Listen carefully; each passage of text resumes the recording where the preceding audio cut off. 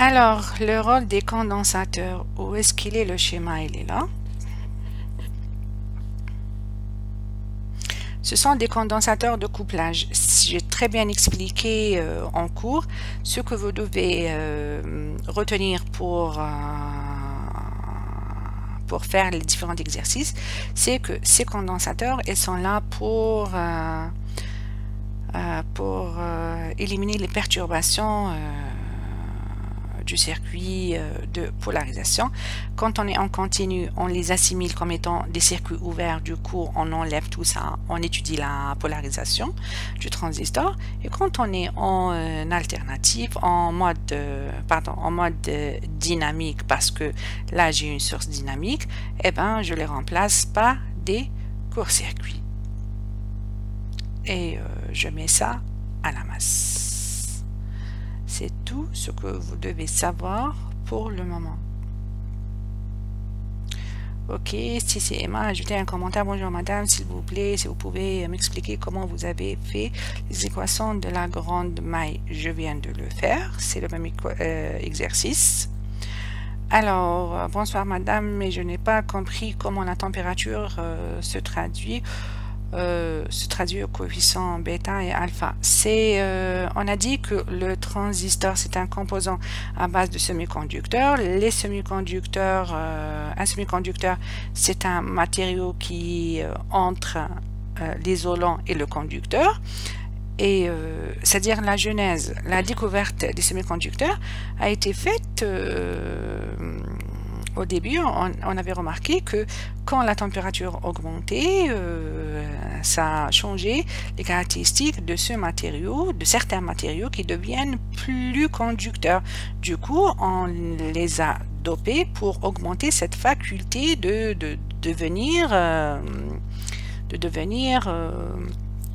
basculer, de devenir de plus en plus conducteur.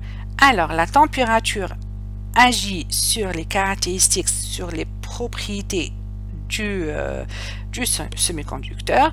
Un transistor, c'est un semi-conducteur. Alors, quand la température augmente, les électrons absorbent un peu plus d'énergie et ça leur donne la faculté ou la possibilité de bouger plus librement, et donc le transistor devient les semi-conducteurs deviennent de plus en plus conducteurs. Je préfère cette explication pour ne pas entrer dans les détails physiques. Et un transistor,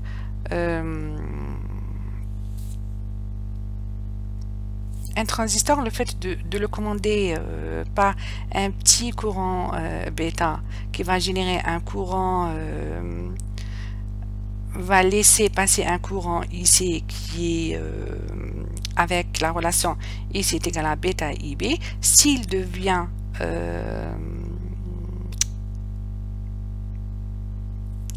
si la température augmente, alors ses propriétés vont être modifiées dans le sens où on passera d'une caractéristique à une autre. Elle va se décaler sous l'effet de la température. Bon, je vous explique comme ça pour ne pas entrer dans des détails, dans des équations qui n'ont rien à voir avec votre cours. Madame, pour que vous puissiez tracer la caractéristique de transfert, vous avez choisi deux valeurs, 60 et 100 de IB. Est-ce qu'ils sont des valeurs? Comment?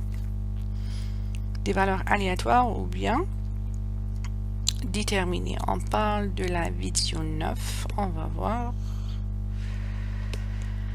9. On cherche le graphe. Alors, est-ce qu'on a le temps dans cette vidéo? Oui. Alors, là. Voilà le graphe. Alors, qu'est-ce qu'on a fait juste avant? On avait ce circuit-là. Alors, on a ce circuit-là. On parle de IB. Alors, on est dans la maille d'attaque. La droite d'attaque. On décrit la maille. on écrit son équation, elle me donne IB est égal à ça. C'est une droite, alors on met une fois si EB égale à 0, on obtient VBE est égal à 1.1. Maintenant, si VBE égale à 0, VBE égale à 0, alors IB est égal à ça. On passe à la caractéristique. Ça, c'est le réseau de caractéristiques de mon transistor. Ça, ce sont des caractéristiques données par le fabricant. Je n'ai aucun moyen de changement ou... c'est ça, on me donne ça. Moi, qu'est-ce que je vais faire? Je vais tracer ma droite d'attaque ici, parce que c'est IB en fonction de VBE. J'avance, où est-ce que je l'avais dessiné? Voilà. Alors, ça c'est ma droite, je la dessine, et ça c'est ma caractéristique. Mon point de fonctionnement par définition, c'est quoi? C'est le point d'intersection. Il est là. J'ai rien choisi. Il est là. Alors, je projette sur les deux axes et j'obtiens 40 microampères pour IB et quelques, je ne sais pas combien, là pour... Je peux agrandir, non?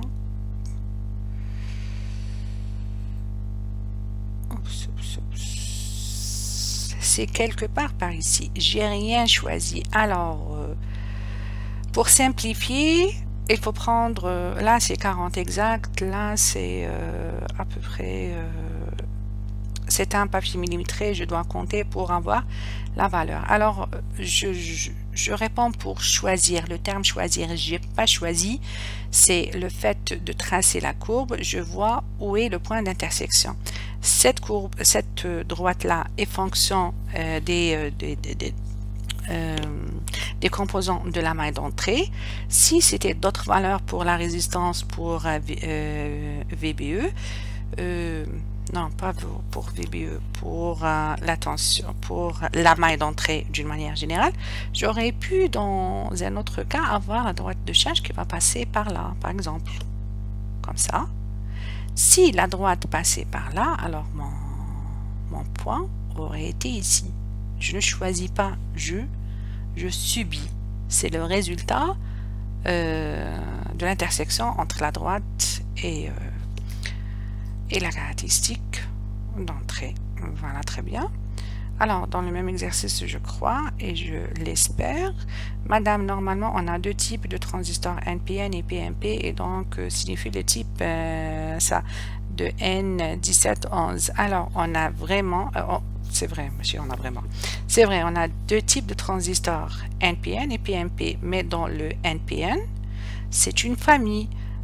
On a plusieurs produits. C'est comme les résistances 2 kg, 3 kg. Quand on va acheter une résistance, on donne la valeur de la résistance. Mais pour les transistors, il y a plusieurs références. Et on appelle pas, puisque le transistor a plusieurs paramètres, on ne peut pas dire donnez-moi un transistor qui a bêta égale à 300, nanana. Non, ce sont des références.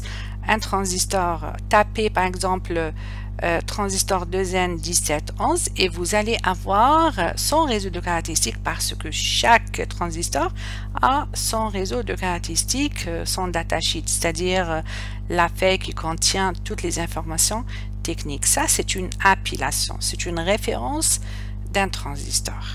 Très bien pour cette question. Elle est bonne. Si on avait un TP sur le transistor, vous aurez pu comprendre mieux cela. Alors, on a un nouvel ami. Bonjour madame, franchement merci pour ce cours, vraiment bien expliqué et détaillé. J'ai très bien compris, mais je voulais savoir, excusez-moi, la suite. Excusez-moi si c'est possible d'avoir le cours sur format PDF. Merci. Madame, il n'y a pas de problème, je vous remercie pour vos encouragements, ça fait très plaisir d'entendre ça de temps en temps.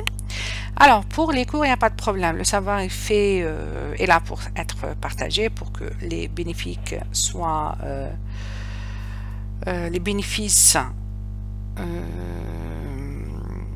soient étalés.